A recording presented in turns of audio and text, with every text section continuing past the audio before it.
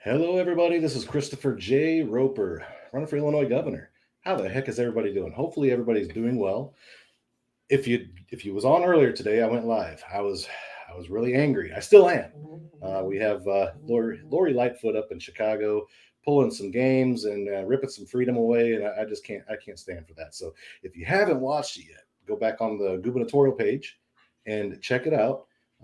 And just see what you think. Leave a comment. Let me know what you think, and make sure you share that stuff out. We need to make sure that everybody is aware of what's going on, and we just need to really all get together, all of us, all sides, and make a loud, thunderous noise of "We the people," because we need our government to listen to us. We the people. They work for us. They've forgotten that. So before we get too much farther into this, okay, there we go. I just want to make sure that I'm live on all platforms. There it is. Give me a second. Hey. I still am. There we go. Got to do all the sound checks. little feedback. But we're live on Your Spot, Facebook, and YouTube tonight. Also, we have Melissa, as always, with us. Howdy. And we have a very, very special guest tonight, Knuckle from Knuckles Rap. He is a country rap artist, and you're going to hear some cool stuff from him. He's an awesome guy. How you doing, Knuckles? Yeah, I'm good. How are you, sir? Awesome. Yeah, I'm Knuckles Rap on all platforms. That was kind of why I put that there. So whether you're on Twitter, Instagram, whatever, if you just type @Knuckles Rap, you'll find me. That's the easiest way to find me. Yeah, you guys are going to want to check him out. He's got some really cool stuff. Stars and Stripes is my favorite song that you do. Good. I appreciate that. I'm glad that it hit my target demographic then. Yeah, it's phenomenal. So you guys definitely need to go check out his platforms, Knuckles Rap. And he's going to be talking to us here just real shortly. Real shortly, is that the way I should say it? It's on there. Pretty soon. A little bit. In a while. There you go. And you're from in the southern states. Yeah, I'm from Oklahoma. I didn't know if you wanted me to say it or not, but he is from Oklahoma, which is nothing wrong with that. I'd go there if we can't get Illinois cleaned up. I mean, hey, it's a good state. You know, we always consider ourselves the belt buckle of the Bible Belt. Amen, brother. I hear people say so. I ain't mad about it. But yeah, we've been real busy, and we'll get to that later. But tonight, our show is about freedom, and I'm just continuing that vibe, if you want to say that, of freedom. And I think we all need to get together as everybody, we the people, like I said at the beginning, and just make a thunderous noise and make sure that our government is listening to us. We elected them to run our states, run our country, and to listen to us. And it just really seems like they have their own agenda, and they're pushing that on us. And I just can't stand for that. And that's one of the reasons why I decided to throw my hat in the ring as a former law enforcement officer and Army veteran. I'm tired of it. I want to fight for us, we the people. And I've been fighting since 1999 when I did join the military. And I signed my name on that blank dotted line saying, hey, I'm willing to give my life to defend our country against tyranny, against communism, socialism, etc. And it's getting kind of ugly out there, guys, and we just got to stand up. And that's, again, and you'll hear from Knuckles. He's got a really cool story that you'll hear about in his life. Hey, he's got his buddy here. Got a mascot. So let me move my cat. She's going to come back a bunch. She always wants to come hang out with me in my office when I work. This is where I work, too. This is my music space, workspace, whatever, So she's like, oh, what are you doing in here? You working? You're working, Dad. Yep, exactly. Cool. Well, let's just go ahead and I'm going to go ahead and let you take it over, and guys just listen to what Knuckles has to say. And okay, sure. I'm just gonna share this live feed real quick on my page so that people can check it out. So, and if any of my people start coming on, you guys make sure you share this on all platforms wherever you're viewing it from. Make sure that you make sure you follow Christopher Roper for governor. He's got the page is Christopher J. Roper, right? That's the actual, the official page, right?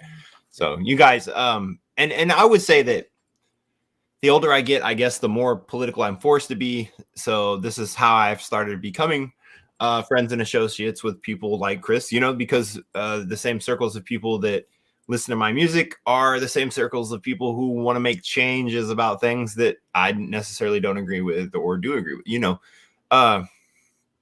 So this is how we got to where we are. So I'll just back up and talk a little bit about myself and what I'm doing right now. So my name is Stephen Knuckles. It's spelled a little different So I just went with the word Knuckles. That's always been my nickname since I was a kid. So it was really easy to make that my rap name. I do make country rap music for the most part. I do make regular hip hop, and I make some songs that are a little bit just really country, but I'm not a very good singer. So a lot of times I'll have guests, sing the chorus on my song or something like that. So if people are familiar with people like Adam Calhoun or Ryan Upchurch, my music falls in line with their music. And then those are kind of my people that I hang out with and know. And, that's the groups of people that I know. So that's the music that I make. That's what I'm doing currently. I've been making music pretty serious since 2015. And I really have just gotten back into it in the last couple of years real strong. And I'm really hoping that I was hoping 2021 was going to be my year. But of course, anyone who thought 2021 was going to be their year got slapped in the face, right? So hopefully 2022 will be a lot better. I made so much progress in 2021. It was amazing. Despite, in spite of everything we faced, I still made tremendous leaps and bounds and gains in all of my streams and all of my everything. And I traveled a lot during the time when things were open this summer. I did six states in 6 weeks. So every weekend I was in a different state. That was pretty cool. I performed at several mud parks, several different events. I was in Nashville, I was in Colorado, Wisconsin, Illinois. Like it was a cool trip. So I was in Illinois this summer. I performed at a mud park in Illinois, actually. So I don't even know that me and you have talked about that. But Diesel's Mud Ranch is there in Illinois, and I performed at Diesel's Mud Ranch in Illinois this summer. So yeah, it was a great summer for me as an artist as far as growing. I think country rap as a genre is growing constantly and has grown a lot, leaps and bounds this last year. And I'm happy to be a part of it. And it's something that I'm very big and I stand on is like, a lot of people always tell me, they're like, dude, I see you in other artists' comment section being very positive. And I'm like, what am I supposed to do? I don't want to hate on these guys. I hope we all win. Like, I look at it like a lot like the stock market. I always try to explain the stock market and market caps and things like that. And it's like, well, if more people know about country rap at all, then there's a greater chance they're going to hear me, because most people just don't even really know that country rap, or they think it's just garbage, and they don't know that there's actually some people out there who can make some decent music that would fall into the country rap genre. You know what I mean? So I just want the market cap to grow, because then everyone will get bigger and everyone will get more fans and everyone can feed their family better. And, there's a lot of really talented people in my genre. And it's just, it's tough. Like I said, and too, we were just talking about this backstage. Politics sometimes get us shadow banned and things like that make us tough to reach our fans. I have 200,000 followers on my page. Sometimes I can post something and 100 people will see it, and I'm like, okay, Facebook, Yeah. And we're currently under shadow ban. It's rough. And in politics, you deal with that on the daily, really, with Facebook. Absolutely. Well, that's a really cool, like, you're really cool. And that's where I found you on Facebook. I was like, whoa, dude, I like this song. Whoa. And then I got to talk to you and I was like, I'm going to reach out to him. And you answered, you responded. Yeah. I appreciate it too, that you do. And I try to, I have my phone numbers on all of my social media and stuff.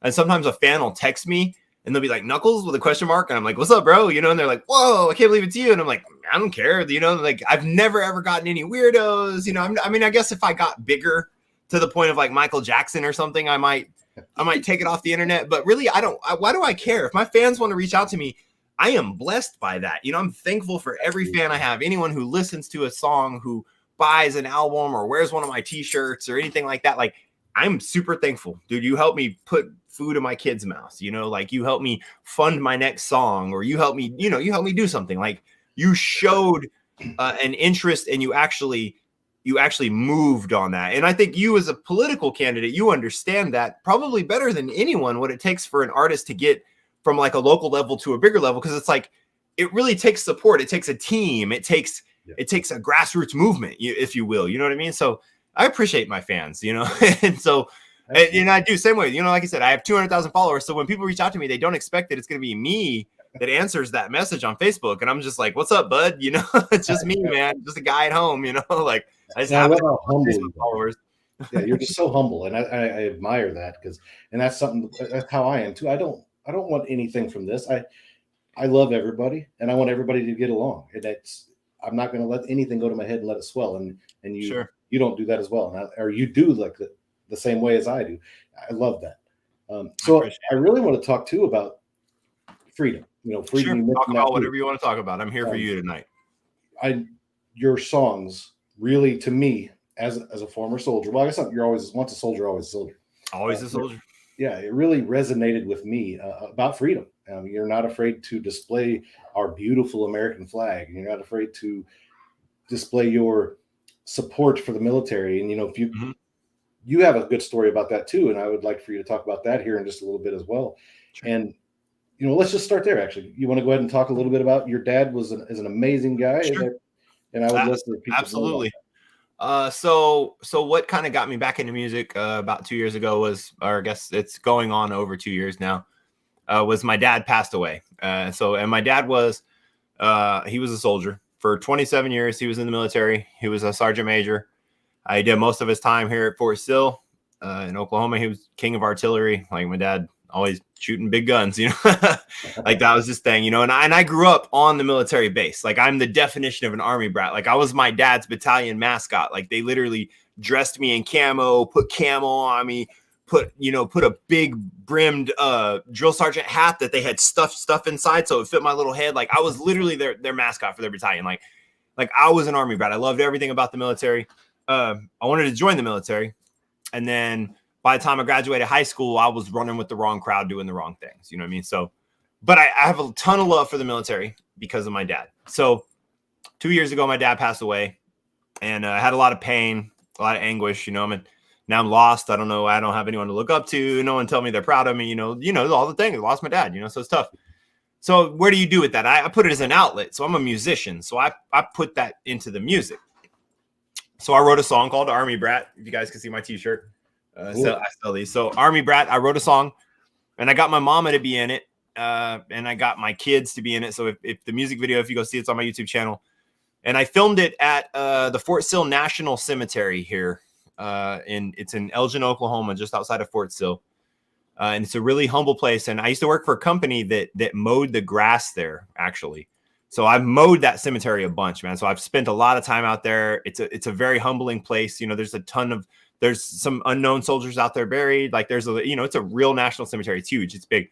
So I have mom out there and we shot it. And I have some actual footage in the video from my dad's funeral. Cause when my mom was presented my dad's flag, I don't know what came over me, but I just picked my phone up and was like, I pushed record and I handed it to my wife and was just like, just record this. I don't know why, but I need this. You know what I mean? And so later I was like, I think this is why I was supposed to use it in this video. So I have some actual footage of my mom being presented my dad's flag at my dad's funeral, you know, in there. So, and I have a line in the song that says, I'll forever let the flag wave, because they laid it on his casket on the way to my dad's grave, you know. And like, for me, like, that's the ultimate thing. Like my dad was, it's really funny because a lot of people, you know, because political things are rough. And so sometimes I'm accused of things, whatever, you know, misogynistic things, racist things like that. So, and I'm not, and everyone around me would tell you, but my dad used to say when the Colin Kaepernick thing came about, my dad said, listen, I fought for that man's freedom to kneel if he chooses to, but I would never do that. You know what I mean? And that was my dad's statement. And as my dad was a man in the trenches, you know, that had a lot of weight with me. Because my dad said, I fought for the right to politically protest whatever you want. Every American has the right to protest however they want, peacefully. You know what I mean? My dad was huge on that. My dad was big, like, against the riots. He hated that type of stuff. But as far as peacefully protesting, he was like, man, the man can do whatever he wants. Yep. He was like, but I stand. And he was like, what do you think? So I was like, well, I stand. You know, I mean, I understand why someone would kneel, but I choose to stand because I believe in the flag. I believe in America. I believe it. So I wrote these things into the song, you know, and so, of course, immediately I was accused of a lot of things that came with that. You know, when you make a political statement, you have to deal with the backlash of that. But I won't back down from certain things like the flag and standing for things like soldiers and stuff like that, because, you know, that's how I was brought up. That's what I believe in, you know, and I learned that I'm extremely talented as a rapper. I've worked a long time. I've worked really hard to rap. Well, there's a million other rappers that are just as good as me. But they can rap about whatever they want to rap about, right? Well, I want to rap about what I want to rap about. So I want to rap about things like the military. I want to rap about things like the American flag. I want to rap about things like freedom. This is what I want to rap about. I don't want to rap about drug dealing. I'm done with that. You know what I mean? I do rap about it sometimes in past tense and things like that. I still tell stories, and I don't have, I have some pretty deep songs about drug use and things like that because it's my past and it's real. But that's not what I want to talk about. I want to talk about the future. I want to talk about where we are right now. I want to talk about America. I want to talk, or I want to talk about country things. I want to talk about mudding, or I want to talk about, but as far as like, there's different, like I've learned that if you go less than my last album, it's 12 songs and all of them are on a different subject. They all sound different. They all have a different demographic almost even, because I've learned that I can make music for anyone. Every song doesn't have to sound the same, so that's kind of where I've got to where I guess military rap has actually become its own kind of genre, like on Spotify and stuff. So you can kind of check that out.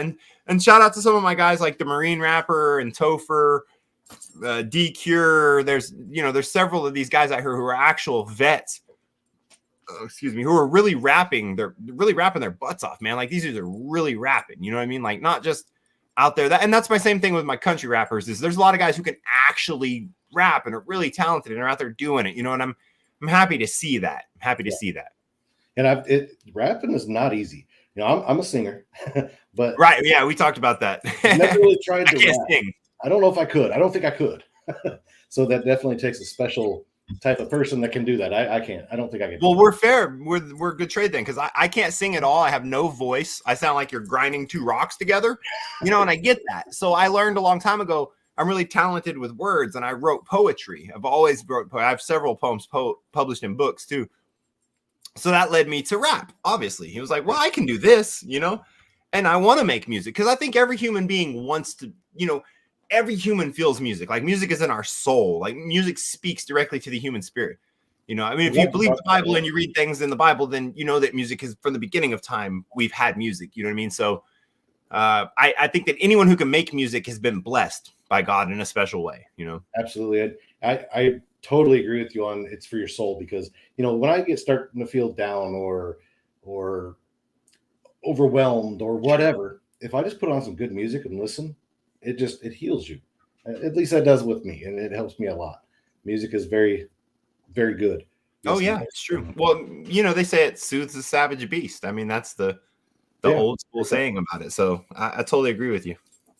Yeah, and so your dad, ultimate mad respect to your dad for serving our country, and and the family. You guys went through a lot, and he went through a lot, and thank you very, very much for that. There's also something else I wanted everybody to kind of know about with you, and you've put this on your page, on your Facebook page. You made some poor choices as a young adult, and you had to go through that process. Oh, sure. I made a ton of poor choices. Sure. I'll go ahead and talk about it. I don't have a problem. Hey, so any of your guests, anybody listening tonight is like, dude, your guest is just running his mouth off. I don't have a problem public speaking. Like I'm really good at it. I'm actually a licensed Southern Baptist minister too. And I was involved in the church for several years as a youth pastor. So I don't mind speaking. I don't mind telling my story. It's become, it's something it's easy to tell. So I grew up in Oklahoma. We don't have a lot in Oklahoma, but what we do have is farmland. And what farmers use is something called anhydrous ammonia. Okay. Now anhydrous ammonia is one of the best fertilizers on the planet. But what you can do is you can take anhydrous ammonia and you can use it to cook methamphetamines. And so everyone here, not everyone, but like me and my friends basically, and a lot of people around me, this is what we would do. When I was 14, 15, 16, 17, 18, we would literally steal anhydrous from these farmers. We would make dope in our backyard. Like I'm the reason for some laws in Oklahoma, like for real, like I am, and it's not a joke, like me and some of my friends, I have friends doing very long time. Like I'm lucky that I'm not doing as long as some of my friends. And they changed the laws. Like I'm the reason Sudafed is behind the counter at the pharmacy, and you have to go because I used to steal or buy cases of Max brand Sudafed pills to make dope. Like this is what I grew. So by the time I was 15, I was sticking needles in my arm and I was shooting up methamphetamines. So that you can see easily spiraled down quickly. I'm running around carrying guns, drug dealing, blah, blah, blah, dealing in stolen goods, anything, violence, blah, blah. Oh, next thing you know, I'm going to prison. I got gun charges. I got violent assault charges. Okay, so I do 5 years on a 10-year sentence. I get out on parole, you know, take care of my stuff when I get out. Prison was tough. You know, prison is it's a very, very racially charged place. It's a very violence charged place. It's a very, I mean, I don't know. It's very easily to be taken advantage of by other inmates and staff both. You know, it's a real dog eat dog world. Pretty much all I did at some facilities was work out and fight and eat and sleep. You know, like that's kind of it. At one facility, I did take some drug treatment programs. I did some more MRT, which is moral recognition therapy, which was like a 6-month program basically. So you know, I've done some programs, and you know, the thing about programs I always say is the program works if you work the program, right? And that's true. And it's absolutely true, you know? And so something I always like to say is like, I don't ever tell people that I'm clean and sober because I still drink alcohol. So I'm not sober, but I've been clean off methamphetamine for 18 years now. I've been clean off any sorts of hard drugs at all or anything, you know, for 18 years. And that's a long time. And I don't really talk about it a lot. I talk about it occasionally. Right. Because again, I'm not sober. I drink alcohol. It's not, you know, I don't try to claim that, you know what I mean? But I do understand that something I've learned is that all things are acceptable in moderation, but some things can't be done in moderation. And this is what I always try to explain to my kids. Like, you can't do methamphetamines in moderation. You know, there's no moderation in cheating on your wife. You know, these things, they can't be done in the capacity of moderation. You know what I mean? Can you have a couple of beers? Sure. A lot of people can. Some people can't, but a lot of people can. So moderation is, you know, it's person to person, but some things just can't be done in moderation at all. You know, methamphetamine is one of those things. So, you know, I went to prison, did some therapy, got out, decided, you know, of course I got saved in prison too. Did a lot of Bible study, got all sorts of certificates, and, you know, just studied my butt off on the Bible, learned as much as I could, learned a lot about myself, you know, just try to do whatever I could. Got out, and then decided like nothing that I was going to do I wasn't going to be around the same people. I wasn't going to do the same things, blah, blah, blah. You know, you got to change people, places, and things, they say. So I did everything right. You know, I got out. I was like $12,000 in debt to the state of Oklahoma, blah, blah, blah. I'm on an ankle monitor, you know, I'm on parole for 6 months. I'm like, dude, I'm going to be a broke forever. You know what I mean? But I just grinded. I worked. I got a job for a landscape company. I worked for like 80 hours a week. I just literally lived with mom and put every dollar into paying them off and getting out from under that. And just slowly started stacking and building from there, you know? So and this is where I am now. I own my own $200,000 home, and, you know, I pay for all my own music career that's budding, and got 5 kids I pay for, you know? So I guess I'm the definition of a success story, but I don't feel like it, because every day is still a struggle. I'm still the same. I think everyone struggles. You know, I don't think there is a success story. I think those types of things are overrated, but I will say that, like I said, I've been clean for 18 years. So I guess that in itself is a success story, you know? So Yes, absolutely. And that's why I really wanted people to hear your story, because, you know, you had a great dad. It sounds like Sergeant Major, man. Amazing. Yeah. The Sergeant Major that I was real close to. And when I was in the military, he felt like a dad to me. You know, he was great. And I'm sure it sounds like your dad is exactly the same way, and loves America and loves our flag. And then you lost him. I lost my dad this past year as well. And it's hard. It's very hard to go through and those role models, you know, and I think we're lacking a lot of role models now in America. Unfortunately, hopefully we can get that turned around, but also your comeback story. And that's what I call it. I call it a comeback story. You could have continued down the same path once you got out. You could have even upgraded. You could have. Some people do. And you learn a lot, you know. Like I said, we said this backstage. I was like, dude, I can light a cigarette off anything now, you know. Like, you learn things in prison, you know. If you didn't know how to be a criminal when you get locked up, you will when you get out, for sure. Right. And that's why we really do need to work on our prison systems, which our COs are great people. They do a big job. They have a huge job. And again, like our law enforcement, they have so many hats they have to wear. Oh, sure. But we need to help the ones that are in prison, made bad choices, to not want to go out and do the same thing or upgrade.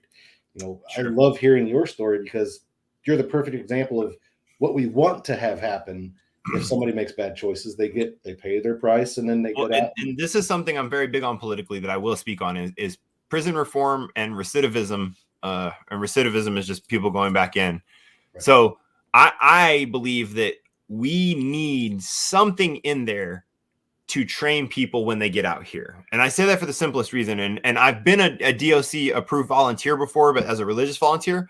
But what I would like to volunteer to do is, I'm an IT guy by trade. I do IT as my day job. I want to teach a class for guys who are 6 months from the house. And I'm going to teach them computer literacy.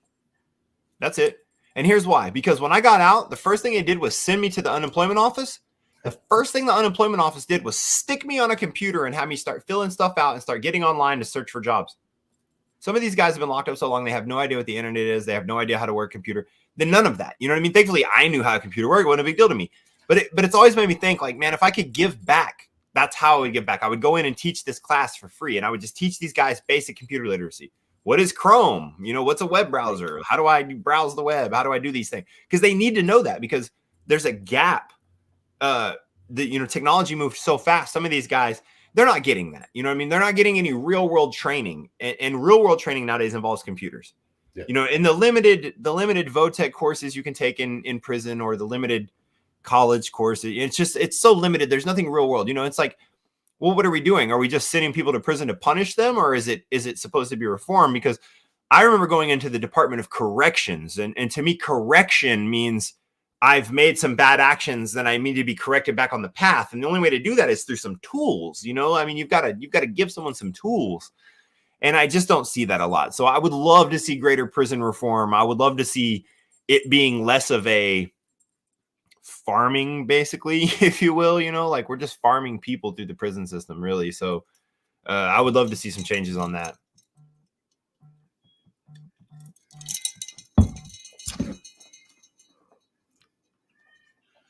What's up? Hey, my internet dropped. You probably are still live, so I can continue with you while I'm on the phone if you want to continue to talk about your story. Okay. Those landlords know they can hear me on your speaker, probably, right? Probably a little bit, yeah. Okay, so I got Chris on the phone here. So he had some technical issues, but it looks like I'm still live. So I'm going to keep talking because I don't see why I wouldn't, because you guys are going to pop back up here in a second, I'm sure, right?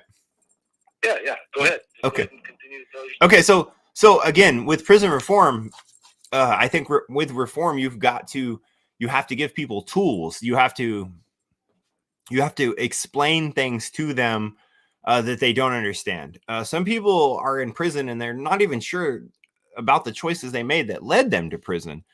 I mean, some people, again, we talked about this too, that it starts with like dads in the home.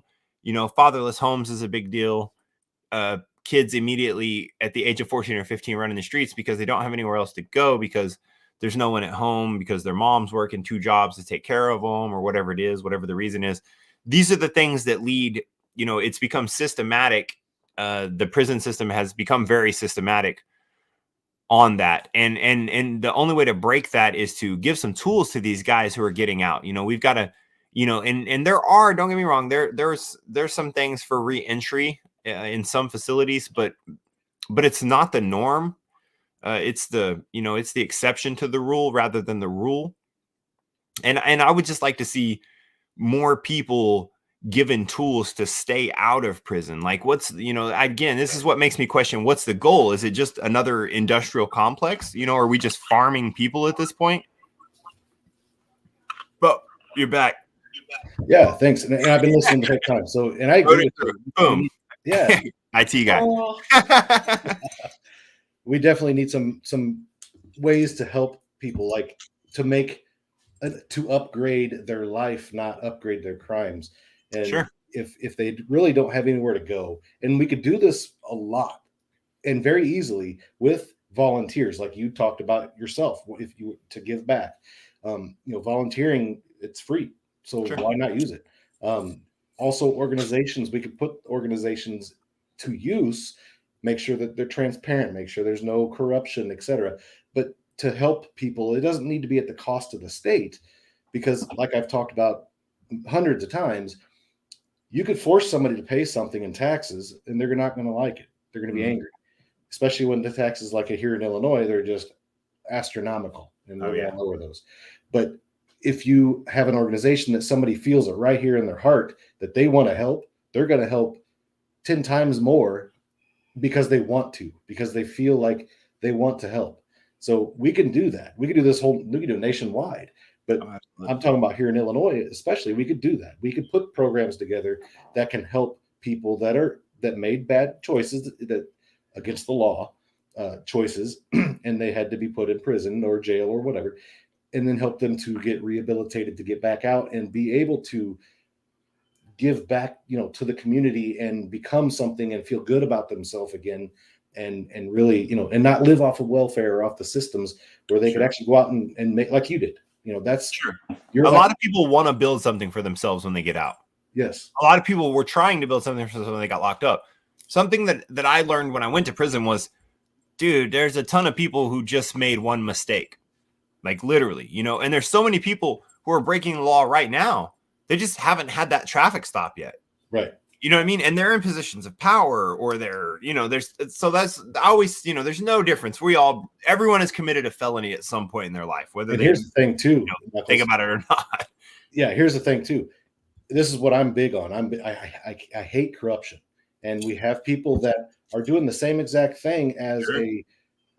we the people, as a commoner, or just a normal person, right? But it is, though. It's a caste system almost. Yeah. Right. And then when you have a judge, we'll just say a judge. I'm not picking on any judges. I'm just saying, we'll just say it's a judge that goes by and they are drunk and they don't get a DUI. But I would. Yep. So that's there's part a lot of of the that. There's and it's I hear, and I hear a lot of people of color will say this, that there's two systems in America when it comes to the judicial system and the prison system and things like that. And I don't necessarily think that it's always based on color. I think more so it's based on the good old boy system, power, money. Yeah, I mean, there's a lot to it, and I'm one to freely admit that people of color are held down for sure, because a long time ago, the ghettos were created, and these types of things have been against them for a long time.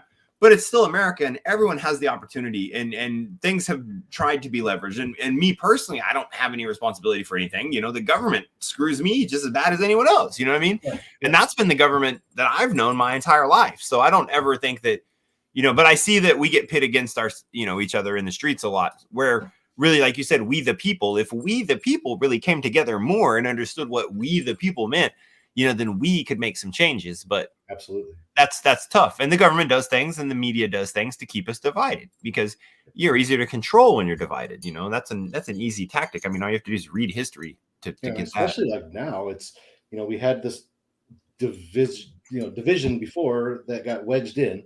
And now it seems like the last 2 years, it's like they're dividing all the divisions. They're just really dividing and separating everybody, trying to create chaos within we the people, so they can really push this agenda or whatever the government wants to do. It's the divide and conquer. Yeah, it is divide and conquer. Yeah, and we the people need to heal together and be like, hey guys, whatever. I know you're going to disagree with me on some things, and vice versa, and all that. Let's let bygones be bygones, and your opinions are yours, mine are mine. But one thing we need to come together on is our government's really hurting us right now, and we all need to stand up and make some noise and make our government be accountable and to listen to us. I agree. We got to get that done. I've seen things moving. I work for a global company, so I keep up with other countries and what their movements are, especially with things like the coronavirus and lockdowns and things like that, and so in some other places in the world, they're locking back down right now because of the Omicron variant.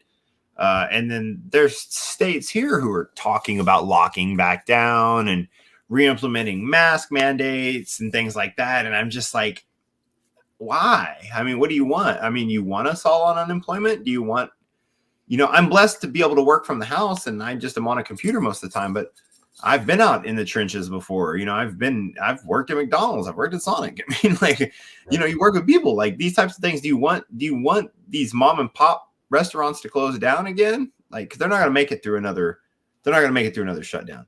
And a ton of these small businesses, like a lot of my people that I know that ran small businesses during all that, they didn't try to apply for those grants.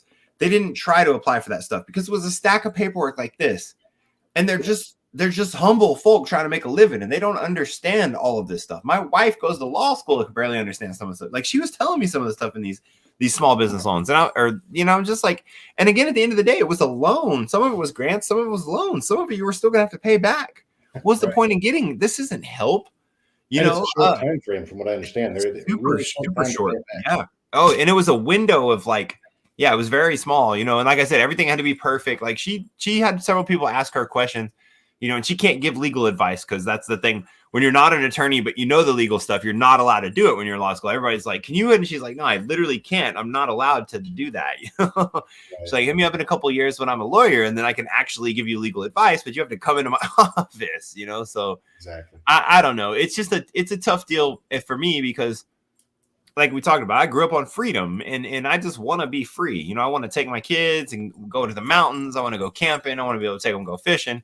I want to go do the things I want to do. And it's not even like I like being around people, but I do music. And of course, you gather together in large crowds when you do music, So these types of things, I understand. Or if you want to go to church, there's lots of people at church. So I don't know. I just feel like there's a lot of separation here that's been created through this pandemic.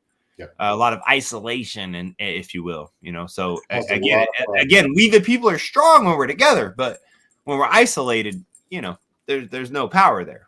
Yep, done by design. I'm pretty sure. That's my opinion. Sure. And you're allowed to have an opinion. Absolutely. And under my watch, and when it was, since we're talking about COVID-19, I'll talk about it. Oh, sorry, I forgot you're live on yours. Well, no, you're fine. Okay. Yeah. How it is. But yeah, so the way I look at it is freedom of choice. If you want to wear a mask, if it makes you feel safe or whatever, wear it. If you don't want to wear it, don't wear it. And again, with the vaccine, if you want to get that vaccine, and actually it's not a vaccine, but if you want to get what they're calling a vaccine, get it. If you don't want to get it, then don't get it. It's really just that simple. I also think it should just be that simple. Yeah. You know what I mean? For most activities, I would say something that I think from this that I've learned that I think we should have been doing the whole time as human beings is I think we should have been wearing masks in hospital settings. I think everyone should have always worn masks. I think that should have been a thing. As soon as you get to the hospital, you put a mask on, because literally everyone there is sick with something for some reason, or they're not sick, but they're bringing a kid who's sick or something like that, and they're going to be around all these. So I think in a place like that, like I've looked at this and I was like, man, we really probably should have been doing this the whole time. Like, this kind of makes sense. But then you look at, because this is where all the sick people are gathering, and whether it is, hey, maybe I'm there because I'm sick, and I have scarlet fever, or I have, there's no telling what it is. It's not necessarily COVID. I think that in a hospital setting, I was thinking, well, if the doctors and the nurses wear masks all day, it would make sense to give whatever patients come in, hand them a mask too. This seemed to make sense to me. What I couldn't understand the whole time was, we go to a restaurant, we have to wear a mask. Then we sit down, we take the mask off. Why? I don't understand. Like, the only place where it really made sense to me was the hospital. And it really made sense on a large scale, not just for COVID. I was like, well, crap, we should have done this the whole time. I wonder how much that would have cut down on the flu or cold, or because everyone comes to that place when you're sick. You're sick. That's why you're at the hospital. You don't know if I'm sick at Walmart. You're making me put a mask on, but you don't know if I'm sick. Right. I'm not sick. You're making me wear a mask. So what? So I don't get sick? Well, I don't care if I get sick. I've had COVID already. Like, I have real antibodies in my body. Like, it's okay. It sucked. It was a tough little deal, but I've been sicker. That wasn't the sickest I've ever been in my life, sadly. You know what I mean? A couple times I've been sicker than that, really sick. Like, I had a kidney infection that almost killed me. And I was sicker. So, like, I understand, but was it really sick? And could it hurt old people? Yes, I could see that. Could it hurt weak people? Yes, I could see that. But so could so many other things. And these people have to protect themselves from more than whatever the government has said. Like, that's my thing is, it's like you just said, it's a personal choice. My mom got her shots. She didn't for a long time. She didn't. She was like, I'm not doing it because my mom is super allergic to bee stings and a lot of things like bee stings. And at first her doctor was like, yeah, you should probably wait. Let's just see what it does right now. And she was like, okay, I don't want to get it anyway. Well, then a little bit down the road, her doctor was like, hey, you should really, you know, with what you've got with your lungs, she's got the onset of COPD, blah, blah, blah. You know, her doctor was like, you should get these. And my mom was like, okay, I'm going to get them. You know, dude, if you and your health professional talk it over and you make a decision to do something, that's between you and your health professional. It shouldn't be a political decision. I agree. Actually. And that's what I hate about this. Like, why is it political? Why, you know, what happened to HIPAA? What happened to protecting healthcare? What happened to, you know, 2 years ago, our nurses were heroes because they're out there amongst COVID. Now they're being fired because they don't want to take a shot, you know? And so, yeah, I don't know. So there's a lot, you know, it's like you said, you could sit and argue this all day, but ultimately for me, I believe in personal autonomy above anything else. You have the ability to do, and this is why, even though I am pro-life, I'm pro-choice, I guess, because I'm not a woman and I'm never going to have an abortion. So I don't even think I should have the right to say anything about it, period. I just don't. You know what I mean? It's not my body. It's never going to be my body. If I get a baby inside of me, we got way bigger things to deal with. You know what I mean? So like the Springer Show. I just don't think I should have an opinion on it. So I think that certain things, like something I'll never do, even though I'm in the hip hop community, a lot of my people are Black. I'll never speak for the Black community. I can't do that. Why would I even attempt to do that? I think that a lot of white people try to do that and it's stupid. Joe Biden was like, you're not Black if you don't vote for me. What an idiotic statement. You know what I mean? Like, I'll never try to speak for anyone who's not me. I'm a middle-aged white dude, bro. That's all I know. You know what I mean? Like that's it. I can't pretend to be someone else. And I wish people would stop and just be themselves. And this is why I say I believe in personal autonomy. Just be yourself. If you want to take the shot, go take the shot. If you don't want to take the shot, don't take the shot. Right. If a restaurant says you can't come in because you didn't take the shot, that's the restaurant's choice. Yeah, it shouldn't be the government telling them to do it that way. That's different. That's different. That's different. I don't believe that the government should. This is different. But at the personal level of the business owner should be able to say, I don't want you in here. You know, I'm concerned. Or will you put this mask on? Or will you sit over here in this section? This is for COVIDs and this is for, you know, I don't know, but it shouldn't be. I don't like government oversight. I don't like government overreach. I don't want bigger government. I want smaller government. I want to live in the middle. My wife hates me because I'm always like, dude, if anything happens to us, I'm moving out in the middle of the woods. I'm going to build my own cabin out of sticks. Like, I like to do bushcraft stuff. You know, so like, I'm done with this, like, for real. Yeah, you said a really key word right there when you was talking about the masks and things. You said, will you? That I think would go very far. If the government would have just backed down and quit trying to be this and be this like they're supposed to be and said, it's probably a good idea if you do this. You don't have to, but it's up to you. If they would have started out just like that, I think we would have a much different situation. But they're using this for, I mean, there's an election cycle. Midterms are coming up. They got to make everything's political. Right. And everything's political. The political stuff needs to get out. But and when it goes to abortion, you mentioned it. I wanted to hit on what my opinion is. And, Absolutely. You know, yes, when it comes to somebody else's body, like her body, I have no, that's not I can't do nothing. That's not me. But what I fight for with abortion, because I am pro-life. Absolutely. Is there's a baby in there. And my opinion is that baby can't fight for itself. Right. Exactly. And that's what I fight for. I get it. And that's why I said, me personally, right, I'm pro-life, but I'm never going to have to make that choice. And I'm also intelligent enough to understand that I'm never going to have to make that choice. Right. So I can't say a lot about it. Even in my life, you know, I just don't have a lot to say about it. If someone asks me, I would absolutely tell them, just like you said, I believe that conception is birth because I believe in God. You know what I mean? But at the same time, I wish that people would take care of babies after they're born better too. You know what I mean? Like I have no problem giving a point in order to take a point for my side. Like, and this is something I wish more people would do. I think if anything, we've become more polarized, and that's the problem. You know what I mean? And social media does that because everything is a sounding board. You know, because if you don't agree with my stance on abortion, I don't even want to talk to you. And I'm like, you know, dude, I work with a ton of people on my job that I'm sure have different political opinions than me. You know what I mean? But I think they're good guys. We do our job together. I'm not going to judge them. You know, I'm not going to judge their whole character based off of one difference, you know? And I think that in America, we've kind of let that be, you know, R's and D's that kind of become football teams, if you will. You know what I mean? If you're not a fan of my football team, then I don't even want to see you, you know? So that's exactly where it's turned into. It's turned into sports teams. Sure. So, you don't like the Cubs? Oh, well, I hate you. Well, Yeah, I like the Cardinals. Well, I hate you, Yeah. And that's Yeah, why I that's say we tough. need to get the political, the sides out of it. Just get the sides and stuff, get it out of there. And just remember, we are all human beings. We're all we the people. We all together matter, and we together, there's nothing stopping us. Nothing. Look what just happened in Australia. I haven't been able to verify this, but I did see quite a few headlines saying that we the people of Australia said we've had enough, because they're worse, believe it or Oh not. yeah, they shut back down, right? Yeah. Yeah. So they stood up and they took over So their they're government, not doing it.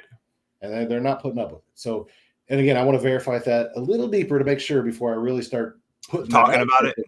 Right, but Yeah, I haven't been online today, so I haven't seen. there's a lot of headlines, so that's as far as I can go with it. Well, I'm sure then, yeah, I need to look into it for sure. So if Australia can do that in theory, why the hell can't we? Our Constitution is way put together, way better, and it has more support for we the people, more checks and balances. Oh, sure. I understand. So we can do it peacefully. Well, something I've always thought too is like, I'm a rural guy. I live in a rural area. Me too. Rural people most of the time just really want to be left alone. Like, it's like they're like, oh, well, they need the internet and they need education and blah, blah, blah. And I'm like, man, these people are farmers. They want to be farmers. They don't want to go to college. Yeah. They want to be farmers. Their dad taught them everything about farming. They know everything there is about sorghum. I guarantee you, they could tell you more about sorghum than any college professor could tell you about sorghum. You know what I mean? Like, this is just one of these things. Like, that's what these men do. Or they raise cattle, and they can tell you everything there is to know about Angus cattle. There's nothing wrong with that. Like, why is that a bad thing? Like, and I always feel like, I'm going to say liberal. Excuse me, liberal. I'm going to say liberal. I always feel like liberal people want rural people to be more educated, and they need to do, and like, dude, rural people don't want that. We just don't care. Some of these men are great men. They're the type of men that when they stand up to speak, everyone gets quiet because they don't speak very often. Right. So when they do, they carry weight. You know what I mean? Like, these men, these are the men that I grew up looking up to. They're farmers, they're ranchers, but they're solid men. They would literally take the shirt off their back to give it to you. They're the backbone of America. Yeah. And somewhere along the way, we have forgotten about these men politically. Not necessarily us down here, but politically, we've forgotten that farmers, ranchers, these men are the backbone of America. Hardworking Americans. They built the railroad. You know what I mean? These people did these things. They got across the West. They moved all the way. You know what I mean? Like, they dug into mines. Hard work. All of this was from hard work. Absolutely. People like to say that America was built on blood and slavery and things like that. And I'm like, for what, like 5 years? You know what I mean? Like, dude, this was a long time ago. We still have tons of years after that hardworking men of all colors got out there together and did things to build this country together. You know what I mean? And are still building this country together. Yep. But people seem to have forgotten that. There's a lot of things that have been forgotten, I think, and especially, in politics. Sure. Our forefathers visioned us to be, I think, differently than we are now. We've allowed we'll just say, campaign and the election systems to become perverted. They're perverted into what we wanted them to be. Just like I talk about this a lot, is why should it take $2 million? We'll just say two. Somebody else put $35 million in their campaign, but why does it take millions of dollars to make one person look good and manipulate votes? We could spend that money on way better things. So if it's that easy to get that much money, why is it so hard to get that much money to help people that are really, truly in need? Well, and that's interesting that you've said that, because it's become a marketing thing. So in order to get elected, you have to get in front of the people. To get in front of the people, you have to pay for things like Facebook ads, Google ads, radio time, TV time. We have to pay for that, so you have to get some money, right? Where do you get money? Well, you get money from people who are going to donate to your campaign because they're going to lobby something to you, or they need you. It's the good old boy system, and this is America. It's what it boils down to. And if you want to get elected, that you have to fall into this trap. You have to become a part of this system. Anyone who doesn't want to be a part of the system, they don't make it, because the system's not going to let them, And so I think that that's a tough thing. Like you said, like I don't know. I would love to see more. Again, it's just like you said, all you need is money to get elected, basically. Whoever can put on the biggest campaign, whoever's name gets known the most, because most people these days don't look at political candidates and actually look them up to see what they're about. They don't Google their track record. They don't look to see what they stand for. They look to see whether they're a Republican or a Democrat, whether it lines up with what they think, or really on a local level, it's probably whoever's name they heard the most. You know what I mean? Right. They have no idea who's running for city council or these things. They don't know who's running for sheriff. Yep. They probably don't even know sheriff is an elected official. Let's keep it real. You know what I mean? Like, people are not involved in politics on a local level. And because of that, they don't care about the big scale stuff. They don't care who's the governor of Illinois. They don't care who the president is, because they don't care who the school board members are. They don't care who their city council members are. They don't care about these things either. And I wish that it was back to, if it took money out of the picture, then these people would care on a local level. They would run for school board. They would run for city council. Yeah, it's almost like I run for city council in my town and win. You know why? Because everybody knows who I am. Right. That's it. Everybody knows who I am. Knuckles? No, yeah. Yeah, well, I'll vote for Knuckles. Why not? I don't know the other dude. You know what I mean? Like, but do I know what I'm doing? No, of course not. I have no civics lessons or anything that would help the city. You know, like, but it's the truth. I probably could win if I put together a $5,000 campaign. Right. Yeah. I know how to do marketing. Like, it's crazy. Like, that's not fair. That's not good for anything. That's not good for the government. It should be up to the responsibility of the local media. Like, if it's a state election, local media, that's just their duty for being in that state to put out all candidates and all their information. That's their duty. They just have to do it. And then you have a cap on the election. Like me running for office, I can only get this much money. Yeah. To pay for gas and hotels, right. and some radio type, or not even radio, because that should be a part of, again. That should be a part of the media deal. Yeah. Yeah. And I think that's the way it ought to be. And that would quit wasting so much money. Well, the problem there, though, is that the media is also a business, you know, and it's up for bid, and it's trying to make market caps. And the big media companies, especially, they're publicly traded companies, so all they care about is shareholders and dividends and things like that. You know, back down to right, money and social media, the big circle. You know what I mean? So, and that's why people will be like, "Well, socialism's the answer," and I'm like, "Nah, socialism's not the answer. The answer is to pull the government out of things, to pull away some of these large corporations, because it's no longer capitalism at that point. When you get so big that you're a Walmart, that's not capitalism anymore. You know, you've become the government. You're buying government officials. You're paying for things. You know, you're lobbying these things. Again, it comes back to if you want to get elected, you've got to listen to the lobby. You've got to do that. It's not a good cycle. And I would easily admit that. Like, we're in a bad cycle in the government. Do I think that we're better than other countries still? Oh, yes. Absolutely. You know what I mean? You're not going to ever tell me that a communist Chinese government is in any way better than even Joe Biden being the president. It's just, you're not going to tell me that. You know what I mean? Even though I'm not a Joe Biden guy, I don't like Biden. I didn't vote for Biden. I'm never going to say that he's worse than freaking, you know, a Chinese dictator or any other communist country or dictatorship or some African country where warlords are running it or anything like that. Like, it's just, you're not going to tell me that. At least we have a form of government. Right. Hey, man, he's a Democrat. I didn't vote for him, but he's not, you know, he's not a dictator. We'll say that right now. I mean, this one's getting wishy-washy, but we go back 4 or 5 presidents, and it's very obvious that none of them were dictators. You know what I mean? Like, I mean, even Obama, you know, people always like to be like, oh, he's the Antichrist. He's a dictator. I was like, man, Obama really didn't do anything radical. He had policies I didn't agree with, of course, because he's on the other side of the thing for me, but he didn't ever strike me as the Antichrist or a lot of I was like, man, y'all got to stop. You know, there's a lot of racism there.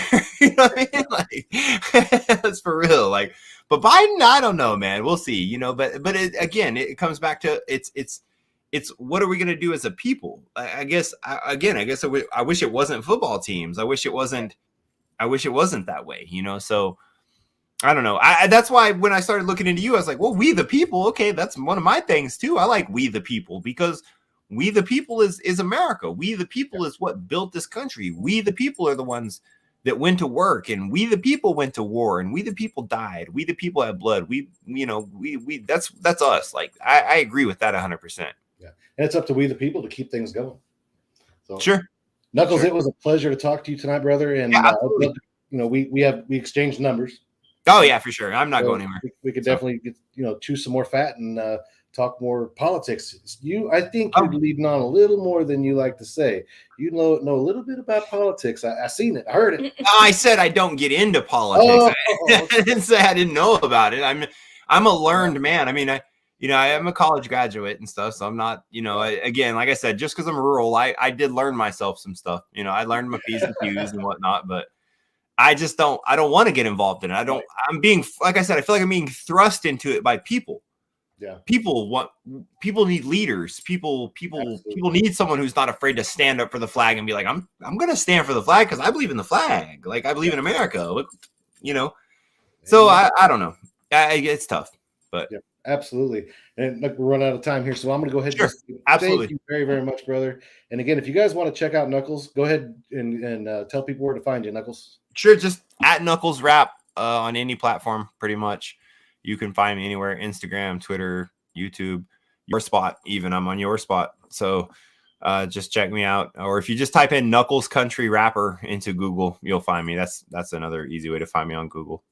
And just so you guys know, two of my favorite songs that Knuckles does is Army Brat and Stars and Stripes. Stars and Stripes. Yeah. Well, I'm a fan of Stars and Stripes. Army Brat's tough for me to listen to, but yeah, I love Stars and Stripes, man. I'm a huge, that's my Old Glory song. So yeah, you did phenomenal, brother. Thank you very much. I appreciate it. Before you go, if you got time, you want to stick around. Melissa's you got your notes with you?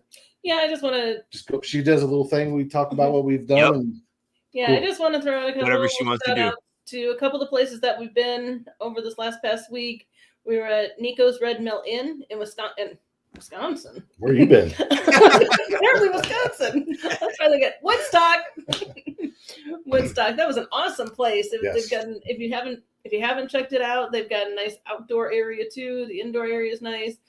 I can't wait to maybe get back there in the summer and they've got a lot of live bands and things and check that out. That's gonna be awesome. We had a Newman's Corner pub in Hampshire and also the Cave in Hampshire. And we were at Carlsbad Tavern. I love that name. I love plays on words. It's Carlsbad Tavern in Genoa and the Farmers Inn in Kirkland.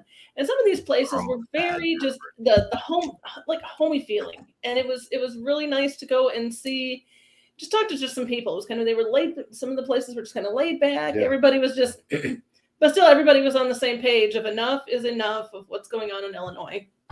So it was really nice to sit back and kind of talk with some people. I definitely want to say, everybody, Merry Christmas. Thank you so much for everything that you've done over the last over a year. I realized that we've been doing Roper Live for over a year now. Have we? Yes, we have. Because I remember we did a show on Christmas Eve, and it wasn't our first one. So I know we're at over a year. And time flies when you're having fun, right? Congratulations! And thank you to everybody that's been with us from the beginning. I've seen that Rose is on here and Pablo is on here, and I believe the two of you have been around since close to the beginning anyway. And everybody else that always tunes in and checks us out, even if you're not here on the live, just watching us later on, please share as much as you can. Share the lives. Just share everything that you find to be interesting. Just get the word out. Let them know that, like I always keep saying, there is hope for Illinois. It's him. Yeah, thank you guys, and thank you, Melissa, for letting everybody know that it was a pleasure to visit all of those Illinois family locations and the Illinois family that was there. And if you guys don't realize it, I call everybody in Illinois our family. We're all family, and if you look at our whole nation, we're all family. We're all Americans. So we need to treat each other as such. And not all families get along. That just proves that we're not all going to get along. We're not all going to agree with everybody about everything. I don't want that. That's not America. I don't want that. We all need to have different ideas and different views, and that's what makes America great. So that's what I fight for as well, is America First policies. We need to make sure we take care of our family first, period. Again, Merry Christmas. Melissa talked about it and wished you guys all Merry Christmas. the same thing. The whole Roper team says Merry Christmas and Happy New Year. God bless America. Knuckles, thank you so much for coming on. You're definitely a patriot in my eyes. And Thank you, guys. Vote Roper. Thanks, Knuckles. Thanks, guys. God bless you guys and have an amazing night.